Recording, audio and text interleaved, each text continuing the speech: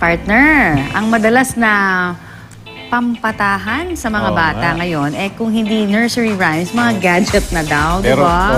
Pero ibahin nyo ang nakilala namin bata na kumakalma kapag nakakarinig at nakakapanood ng mga balita sa Kapuso Network. Balitang hatid ni Tina Panganiban Perez. Cute.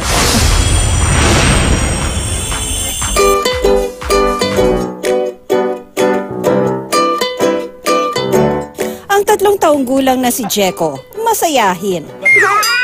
Uy! Arama di ay! Pero kung cartoons ang palabas, Sako na sako. dahil ang gusto lang niyang panoorin, mga balita sa Kapuso Network. Ayon sa kanyang tatay Ray, wala pa mang 1 taong gulang si Jeko, effective ng pampatahan sa kanya ang kanyang paboritong tagapagbalita. Walang iba kundi si Kay Mike Enriquez.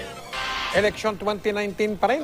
Yung sa DCWD, nanonood rin siya ng 24 oras. Gusto talaga niya ng balita. Always na kami nanonood ng balita. Sa sobrang solid kapuso ni Baby Jeko, ito na ang nagsilbi niyang nursery rhyme. Walang kinikilingan, walang pinoprotektahan. Huwag mo lang ililipat ang channel Ano ba siya? Ano ba siya? o iibahin ang kanta Pa.